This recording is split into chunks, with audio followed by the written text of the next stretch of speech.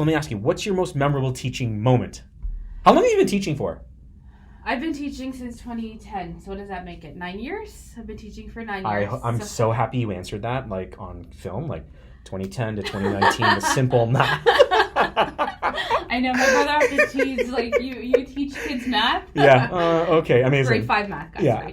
grade 5. Most memorable teaching moment? You know what? I'm currently in a position where I'm teaching ESL students, so students who are new to the country, and I think when I'm reflecting on that, it's bringing it forward. So we all know what we know, and I know the experience that I had as a family coming to Canada. Yeah.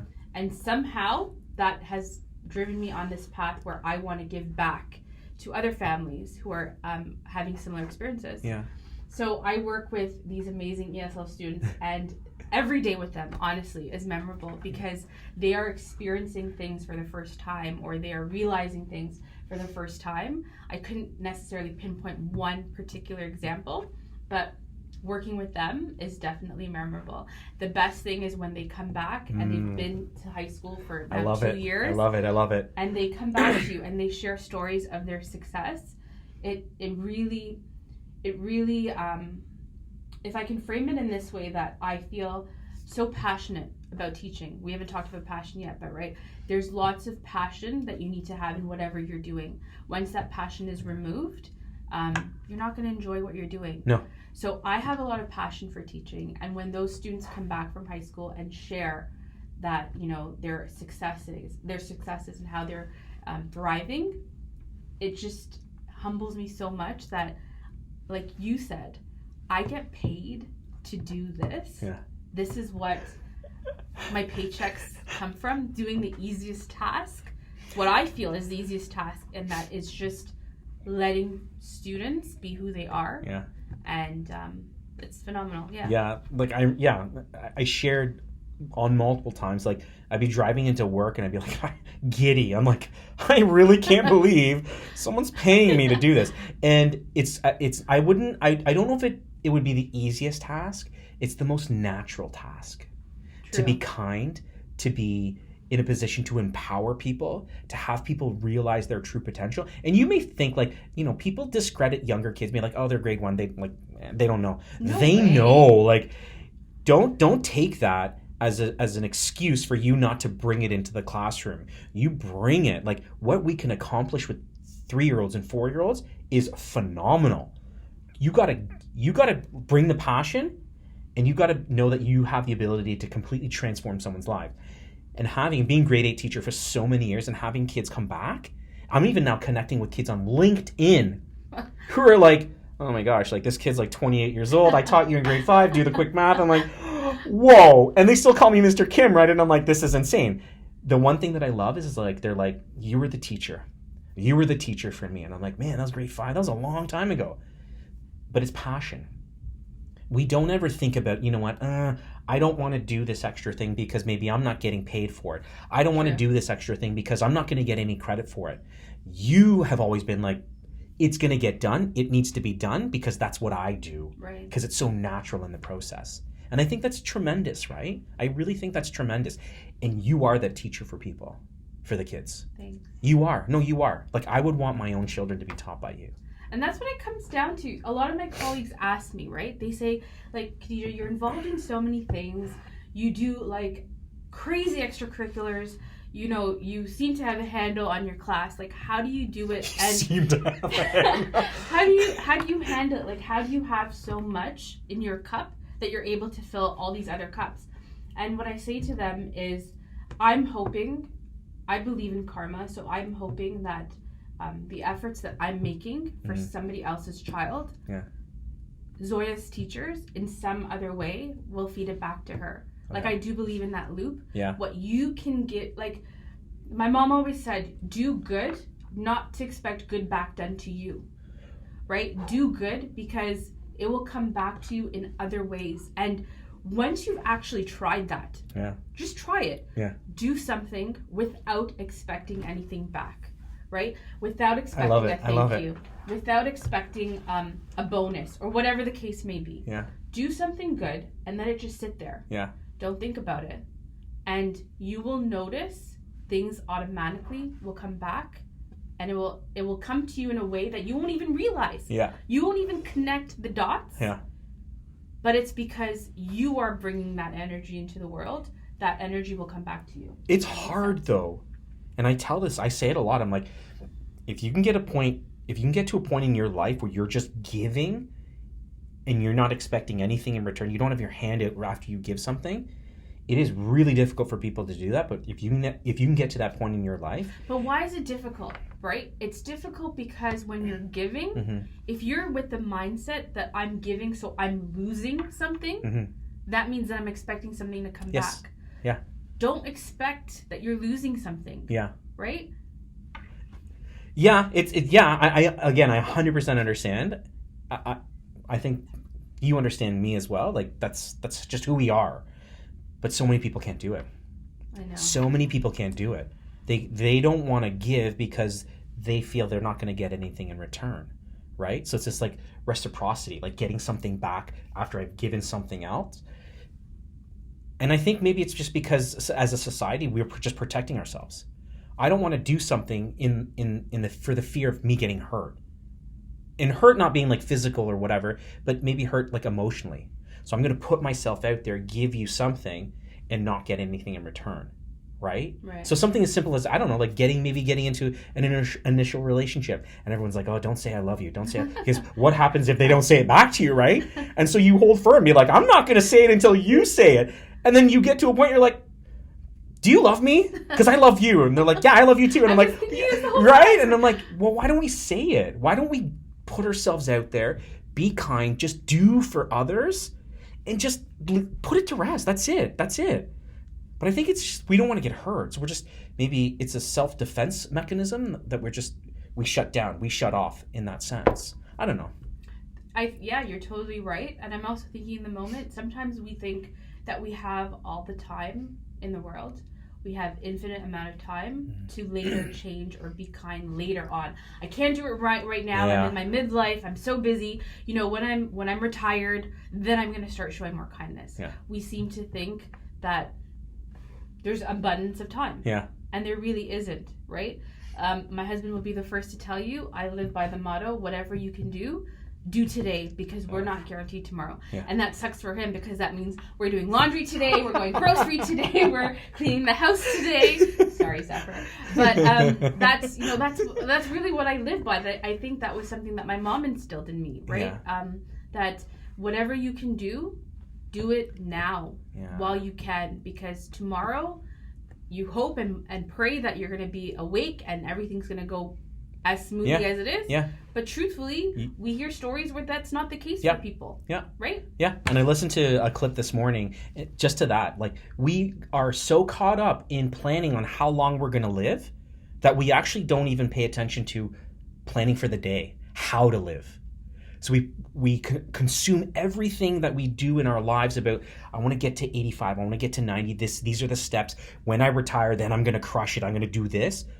No, like, focus in, put all your energy in for today. Plan on what you're going to be doing today, right? Don't worry about 80, 95 years down the road. We have a very finite amount of time, right? So I think I'm 100% with you on that. There's this amazing book called The Happiness Equation by Neil, I don't know his last name, starts with a P. And he frames that, we live our lives waiting for that sweet time when we retire, right? And if we could just change that and realize, like, we don't need to wait till we retire to do all the things that are on our bucket list or on our list to do. Do them now. Why not? That will bring happiness. Why are we waiting for happiness to happen when we're 65? Okay. Why can't we be happy now when we're 40s, 30s, 20s, right? So why can't we? Fear? Responsibilities? I hear this from a lot of people. Steve, I have a mortgage. Steve, I have kids. I'm like, yeah, me too. Me too.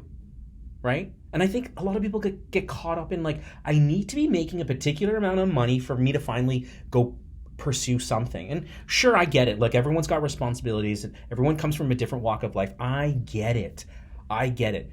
But if you're not happy doing what you're doing and you know there's something right there that's going to bring you tenfold more happiness, then go do it. Make some sacrifices on this end so that you can do that, True. and do that really, really well. And you do that really well enough and you're smart about the steps and planning and everything, that's going to make you money. If not the same amount, probably more, because you're more passionate about it. So if you weren't teaching, what would you do? That's a tough question, because I look at you as an educator. I'm like, she's a phenomenal educator, and I hope you rise through the ranks. I don't know if you want to do that, but I hope you do, and create some noise up there. But if you weren't teaching, what would you do? Don't laugh. I'm legit. You would find me working at the local Indigo. I want to sell books. Yeah. Why? I don't know. I can't tell you why. I think it's because I am an avid reader. Yeah. But my dream job, and I've said this to Zephyr, as soon as I retire, I am going to work at Indigo, and I am going to put books in people's hands. Why wait till you retire then, Miss Rauji? I know. I was actually looking this summer, but there's no openings at the local mall, so... The one thing I have realized in what I've done in a very short amount of time is that a lot of people are like, what you're doing, Steve, is inspiring me. Totally. It's inspiring me to do what I've known deep down inside I've always wanted to do, but I've been so afraid to do it. And I'm like, the story is incredible. And people are like, oh, you must have hated teaching. Not one bit. Okay, he did not hate teaching, if anyone's saying that. I worked with this guy. There was no way he hated teaching. He loved teaching, which is why when I opened up my Instagram in was it January? Yeah, March? End of January, yeah. End of January. I remember waking in the morning, everybody does it. We check our Instagram feeds. We shouldn't be putting the coffee on, but we check Instagram first. And the first post that comes up is this guy in a car, and he's going to talk. And I'm like, oh, this looks really serious. Yeah. And I listen. And I'm not kidding. My reaction was, oh man, he did it. That was my reaction. Yeah. Because, like you said, we all have interests, passions that we want to pursue, but we create barriers for ourselves. And you, for sure, set an example of what it means to just break through those barriers, right? And it's tough. Like, I don't want people to be like, hey, it looks so easy.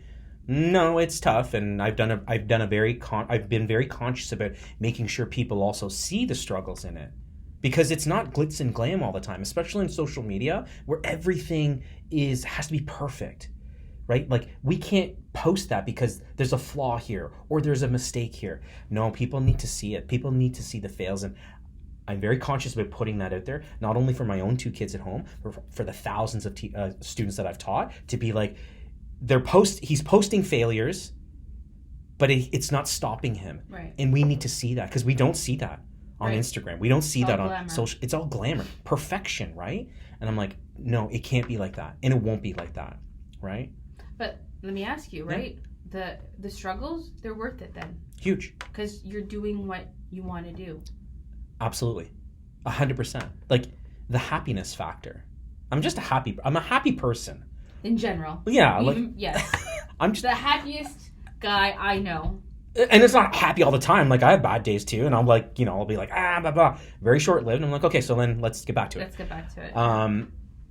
But I don't know. It's the flexibility now, and the time that I have with my family is phenomenal. Phenomenal. And my game plan is not to make millions of dollars. Like, if you ask me, Steve, will I stay in real estate for the rest of my life? Probably not. And that's amazing. Probably not. Like, it could be 3 years and someone's like, hey, do you want to do this? Yeah, I do, actually, because that sounds amazing, right? I'll try it and see if it's for me. And if it is, then I'll go all in on that as well. Right. It's just, I don't know. Life's too short, just like you said. And like my good friend Zephyr said too. We got nothing but love for you, Zephyr. So let me ask you, so I know you're a woman of faith. You did talk about faith. How has faith impacted who you are today? Because remember, you shared a story with me when you were in grade school. How you made the conscious decision. You came home and were like, Mom, Dad, I want to wear my hijab. Yeah. It's because you didn't. You didn't until a very particular time. Our family wasn't observant before. And like you just said, I came home one day. I think I was around some friends who were it started as a joke a little bit, like, hey, wouldn't it be interesting if we came to school in hijab tomorrow? And I came home and I made the decision myself. It was a choice, right? I said, I want to start wearing the hijab. And I told my mom, and the first thing she was like, oh my God, what are people going to think about me? I don't wear it, you know? And I was like, you do you, right? You do you, boo. You do you, do, but this is something I want to do.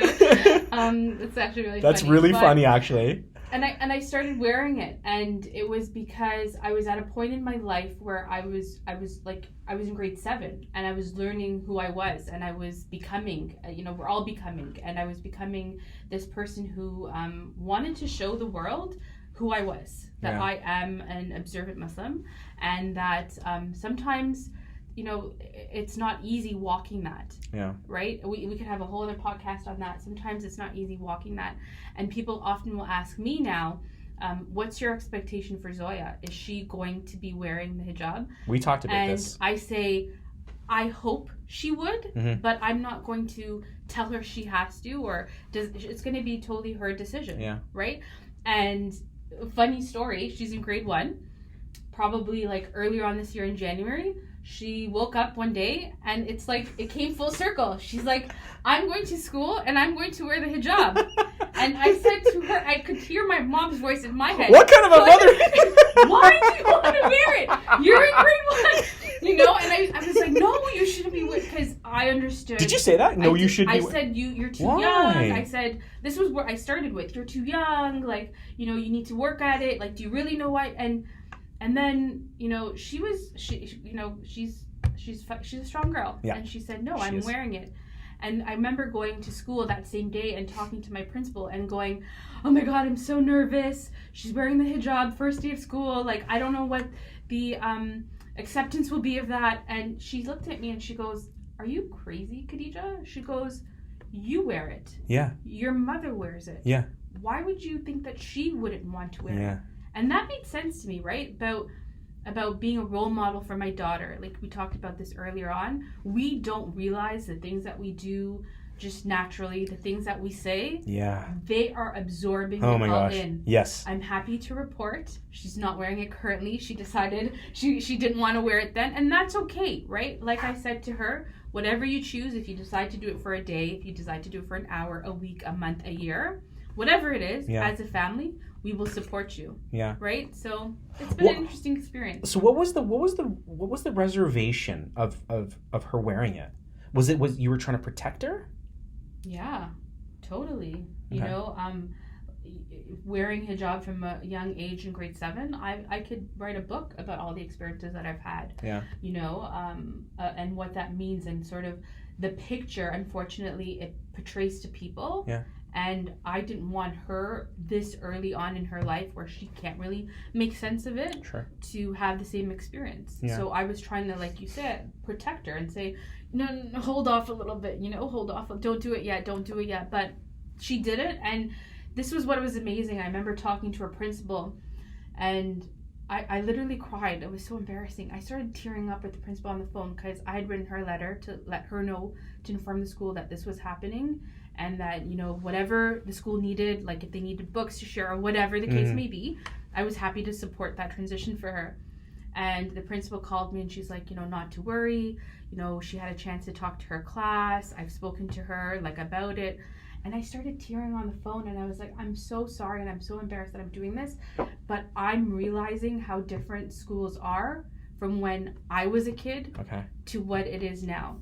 That we created space. That we created space for her to feel comfortable enough to do that. Yeah. Right? To take a bold step like that. It meant that she was comfortable. The school was doing something right, that she could be like, hey, today I'm coming in with a hijab. Tomorrow I'm not. Right? Yeah. Like that there was this inclusion factor that her teachers, her school were putting in practice, that now it was actually having an impact on her. Yeah. Right? So it was pretty cool.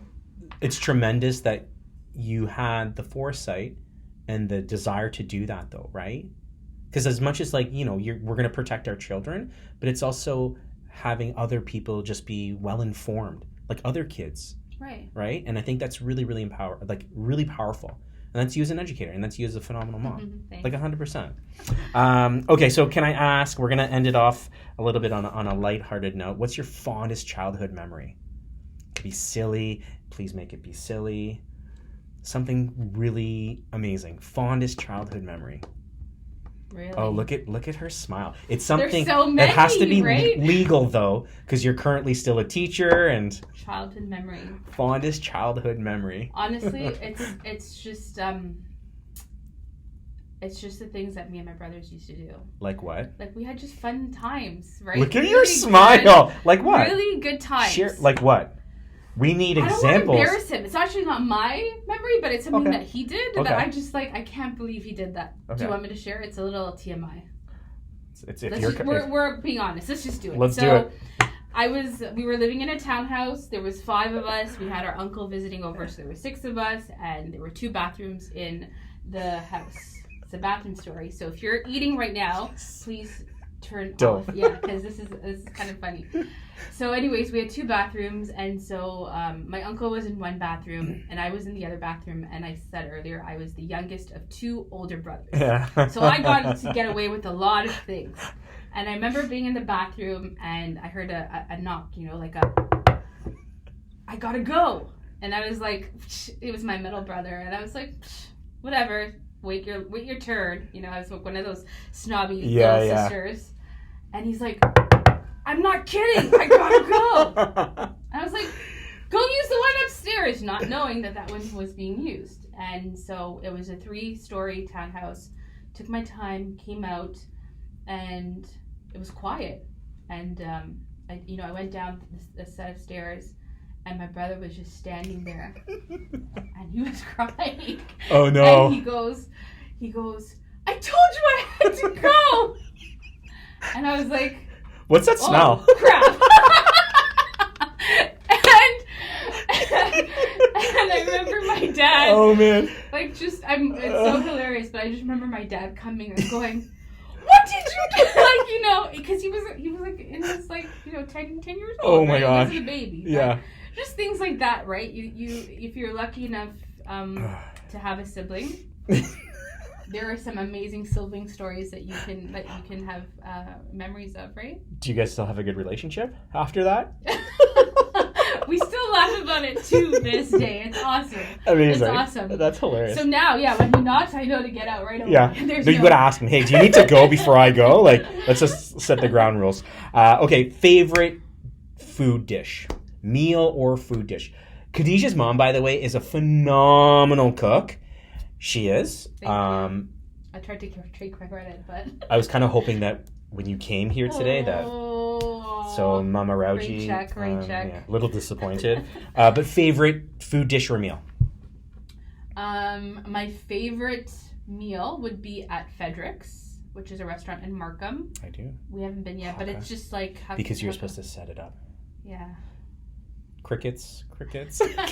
Okay, so Frederick's. Yeah, okay, Frederick's, what dish? Because it's halal. Chinese. Well, it's halal, yes, Hakka, but yeah. it's Hakka, so it's Chinese Indian fusion food, and it's amazing. So I would recommend it to anyone. Particular dish? You gotta have the chicken pakora. Okay. Yeah. We're gonna do Foodie Friday there. Oh, we better. Yeah. Look how happy you just got. I know, no! Okay, let's end it off. Miss Rauji, what does it mean to you to be great and be kind? What does that mean to you? I know it's a hard one, eh? I think it means to me to just constantly find opportunities. Sometimes those opportunities don't come to you. You have to look for them. Find opportunities to change someone else's day.